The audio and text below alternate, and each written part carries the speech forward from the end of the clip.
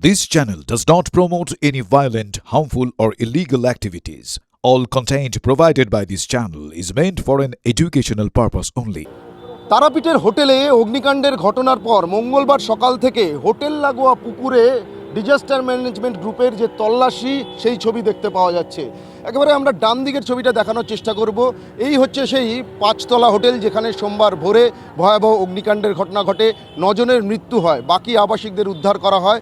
তবে আর কোনো আবাসিক যারা এই হোটেলে ছিলেন অগ্নিকাণ্ডের ঘটনার পর প্রাণ বাঁচানোর জন্যে এই হোটেলের ব্যালকনি বা অন্য কোনো জায়গা থেকে এই পুকুরের জলে তারা ঝাঁপ দিয়েছিলেন কিনা বা তলিয়ে গেছেন কিনা সেই বিষয়টা সম্পূর্ণরূপে সুনিশ্চিত হতে চাইছেন জেলা পুলিশের আধিকারিকরা।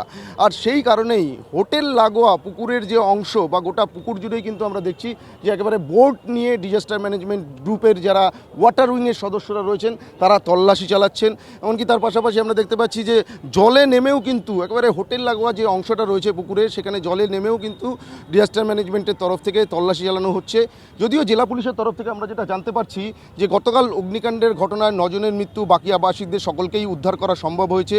কোনো আবাসিক এখনও পর্যন্ত নিখোঁজ আছেন এমন কোনো তথ্য নেই, কিন্তু তা সত্ত্বেও জেলা পুলিশের তরফ থেকে 100% নিশ্চিত হওয়ার জন্যেই কিন্তু এই পুকুরের জলে যে তল্লাশির যে কাজ সেটা চালানো হচ্ছে।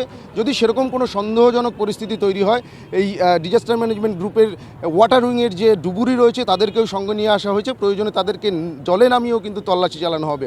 সকাল থেকেই এই তল্লাশির যে ছবি সেটা দেখতে পাওয়া যাচ্ছে। আর এই তল্লাশির মধ্যে দিয়ে 100% নিশ্চিত হতে চাইছেন জেলা প্রশাসনের আধিকারিকরা, অর্থাৎ অগ্নিকাণ্ডের ঘটনার পর কোনো আবাসিক তারা জলে ঝাঁপ দিয়েছিলেন কিনা প্রাণ বাঁচানোর জন্য বা জলে ঝাঁপ দেওয়ার পর তলিয়ে গেছেন কিনা। যদিও জেলা পুলিশের কাছে কোনো আবাসিক নিখোঁজ থাকার তথ্য এখনও পর্যন্ত নেই বলেই আমরা পুলিশ সূত্রে জানতে পারছি।